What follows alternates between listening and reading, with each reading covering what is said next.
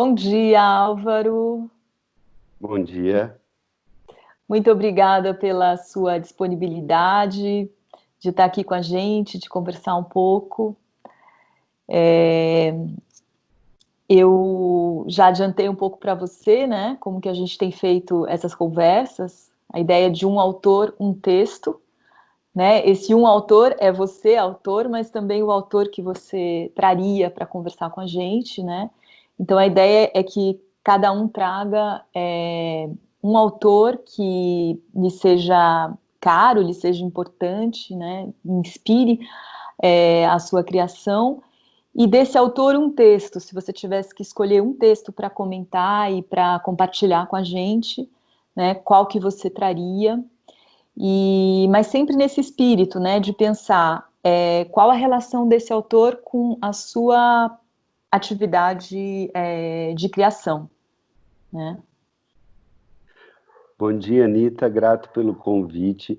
É uma alegria poder estar aqui e compartilhar essa leitura, ou uma leitura, ou mostrar como vai se construindo uma relação com um determinado autor ou com um determinado texto, porque, afinal de contas, a poesia se constrói muito nessa relação do um a um, leitor-texto, e vão se construindo, assim, afinidades seletivas. É isso mesmo. Então, a ideia é um pouco essa, assim, quer dizer, uma relação, né? Qual é a sua relação com um determinado autor e, nesse caso, um determinado texto, né? Então, de que autor, de que texto você gostaria de falar para a gente?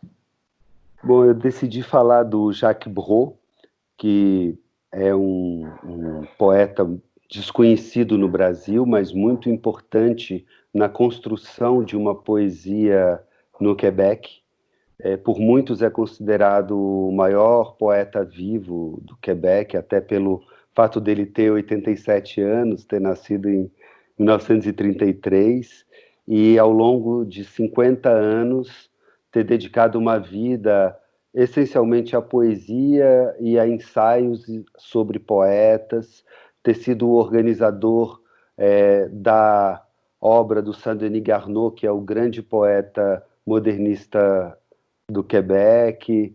Foi ele que ajudou a organizar o livro do Gaston Miron, que é o grande poeta popular, poeta nacional dos anos 60, 50. Então a história da vida dele se confunde com a própria história da poesia do Quebec, e ao mesmo tempo um homem que tem um ethos que me fascina e com o qual eu me identifico muito. Então, ler o Jacques Brel não é só ler uma poesia, mas é também ler uma postura diante do mundo, e diante da palavra e do lugar da palavra no mundo, e da possibilidade de dizer o mundo na palavra, pela palavra. Até o fato dele ser filósofo também, de formação, eu acho que determina muito esse ethos que é especialmente interessante no meu entender. Você poderia falar talvez um pouco mais do que seria essa postura diante do mundo, diante da vida, quer dizer, o que seria esse ethos que te interessaria tanto, né, nesse poeta? Eu acho até também interessante isso de trazer um autor pouco conhecido aqui, ou quase nada conhecido, né, no Brasil. E que, ao mesmo tempo, tem uma obra monumental e silenciosa. Eu acho Uhum. que nesse ethos, se colocar num estado de escuta em relação ao silêncio e tensionar a possibilidade do ser pela presença de um não ser que projeta esse ser dentro de espaços vazios, e a partir desses espaços vazios vão se dando a ver algumas dimensões mais complexas dessa relação do homem com a linguagem, da possibilidade de dizer e, ao mesmo tempo, o não dito que escapa pelas frestas das frases. Tem a ver com silêncios, espaços vazios, pausas. Sim, muito, muito. É uma poesia que, mesmo quando ela é mais discursiva, ela não deixa de operar com alguns vazios. Por exemplo, no livro dele, ele tem um livro chamado Trois fois passera, Três vezes passará, que é um livro de 81, é o quarto livro de poemas dele, e é um momento crucial, um momento de virada, porque é um livro que dialoga diretamente com a obra da poeta japonesa Ono no Komachi, que é uma poeta do século IX, e a partir daí ele vai desenvolvendo uma reflexão poética, que ele trata de fato como poesia. Eu vou ler aqui a tradução que eu fiz desse poema, é um parágrafo, eu acho que dá uma ideia do que é essa poesia. Contorno de um ventre, a manhã se esquenta no côncavo de teu pescoço, com verniz de não-sol, a face de teu rosto na penumbra se divide e multiplica-se sob minhas mãos que simulam te tocar. E o que é súbito, essa claridade, essa evidência plantada em cheio no peito, que fez com que eu te consolasse antes de te conhecer? A noite divaga e afunda nessa manhã que mal começa.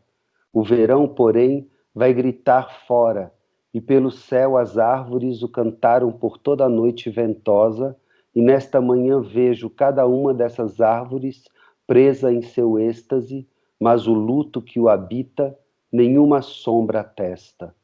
E nenhuma sombra em ti, entre nós, anunciava o fim dessa pequena eternidade, e contudo dormes, e velo, cada qual do seu lado do mundo.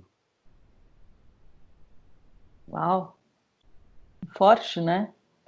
Ele está sempre fazendo a natureza operar como um espaço de reflexão sobre a condição humana, e é uma poesia de muito endereçamento, é uma poesia em que você sempre imagina um interlocutor, é uma poesia que conversa sobre o mundo, mas esse mundo que é conversado é, ao mesmo tempo, o mundo da natureza, o pensamento do homem sobre esse mundo e as impossibilidades também de aprender esse mundo pela linguagem, mas a força da linguagem de dizer esse mundo mesmo assim.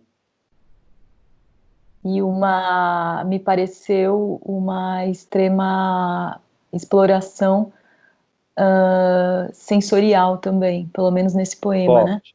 Fortíssimo, porque a apreensão do mundo passa pelos sentidos.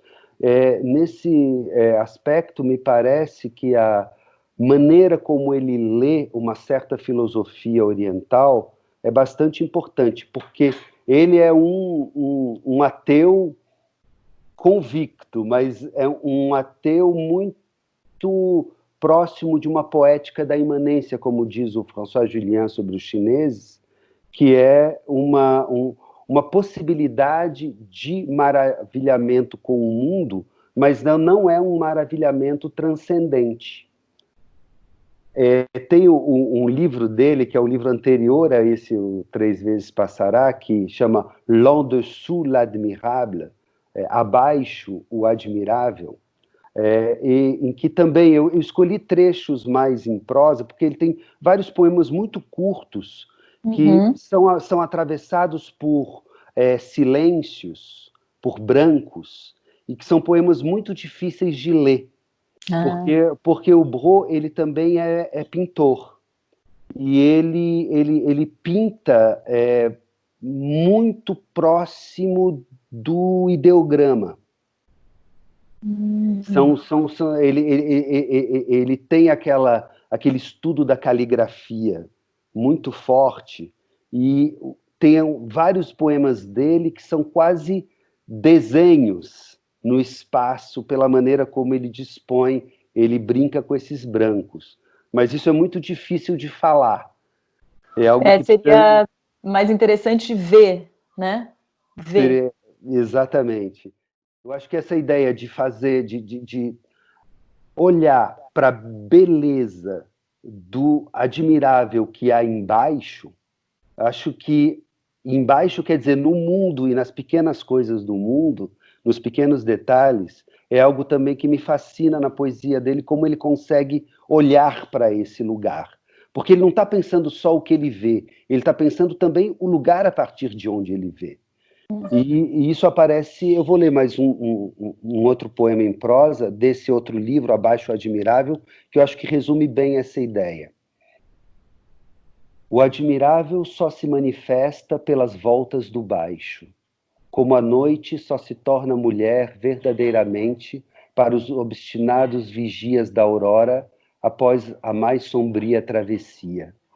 Estamos ligados desde o nascimento, e aí se deu a chance de romper os laços.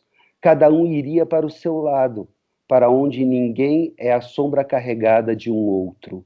A maioria disse não a essa descida em solidão. Não estavam errados. Todo país real ou sonhado só é habitável sob um forte calor, se muitos somam. Eu, por força e por loucura, deixei que me escolhesse o impossível, sem glória, sem vergonha e sem prever. Foi atroz. Nenhum amor, nenhum ódio me empurravam, nem mesmo para o lado da memória. Mas de volta, não sei por meio de que alquimia, vi, toquei o impensável e o mais simples. Não direi o seu segredo. Se o dissesse, não subsistiria mais entre nós e seríamos como antes, uma solidão de muitos, ao passo que agora o inacreditável ganhou ares de horizonte, bem próximo, como uma espécie de claustro aberto, uma treliça de admirável manhã. E sempre tem essa ideia de que tudo é habitado pelo seu contrário, ou por sua sombra. Então a imagem, a ideia da sombra é muito cara a ele. Inclusive um dos livros dele se chama No Braço das Sombras.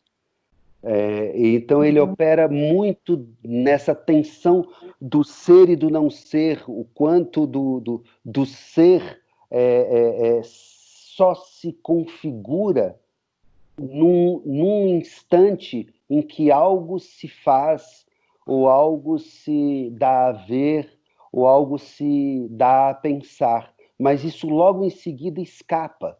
E é nesse jogo entre o que se revela e o que escapa que você vai construindo a possibilidade de entendimento do mundo como algo que é e não é. O Bro me parece também ser, voltando também a essa dimensão desse ethos, um poeta que fez algumas escolhas muito radicais no sentido profundo do termo, porque tendo nascido na periferia mais pobre de Montreal, o pai dele era varredor de rua. Ele vai para o seminário, que era por onde se podia estudar na época. A gente está falando de um Quebec rural dos anos 40, dos anos 50, e ele, uma inteligência fora do comum, se destaca, mas ao mesmo tempo rompe imediatamente com o catolicismo e vai para a filosofia e se encontra nesse caminho, faz toda uma vida na cidade de Montreal, onde nasceu. Mas quando ele se aposenta aos 65 anos, ele decide deixar a cidade. Ele vai embora. E ele vai morar no campo, a 1 hora de Montreal, e passa a se dedicar também às plantas. Então ele fala com o mesmo maravilhamento de um poeta, ou de uma obra de poesia, e do jardim das flores, ou do nascimento dos aspargos, ou da maneira como ele cuida das macieiras dele. Então, isso eu acho fascinante como ele foi construindo uma coerência entre vida e poesia e foi se aprofundando modo de lidar também com o silêncio e de se colocar nesse estado de escuta. Porque a obra do Brault, ela é muito econômica. São 50 anos de poesia, ele publicou 8 livros. E, ao mesmo tempo, tem 4, 5 livros de ensaios, de reunião de ensaios. É uma obra bastante enxuta. Ele escreve um só romance de 80 páginas, e esse romance ganha todos os prêmios, e é um romance escrito em cima de poesia. Então, você vê que tem essa ideia também da condensação, da simplicidade, do esvaziamento, que também é um esvaziamento da própria vida. Ele, quando se aposentou, ele vendeu a biblioteca dele, hoje não deve ter mais do que 100 livros em casa. Então, é alguém que realmente foi se despojando. E esse despojamento é como uma possibilidade de um lugar para a poesia num mundo de excessos. Acho que isso também é muito importante. Agora que estamos aqui todos enclausurados, olhar para essas pessoas que optaram voluntariamente por uma espécie de auto-enclausuramento para se aproximar daquilo que é essencial e se libertar do supérfluo, eu acho que é uma possibilidade que se abre para nós de refletir o quanto isso nos interessa ou não nos interessa, também como possibilidade de transformação das nossas práticas num momento como esse que a gente está vivendo. Porque é uma poesia que é uma poesia de postura, e aí, dessa maneira, ela vai se libertando das imposturas que às vezes, jogos retóricos nos levam a adotar. É muito interessante pensar nessa espécie também, enquanto você falava, né, de desaceleração, me veio, né? Desaceleração e opção por uma vida não necessariamente menos rica, né?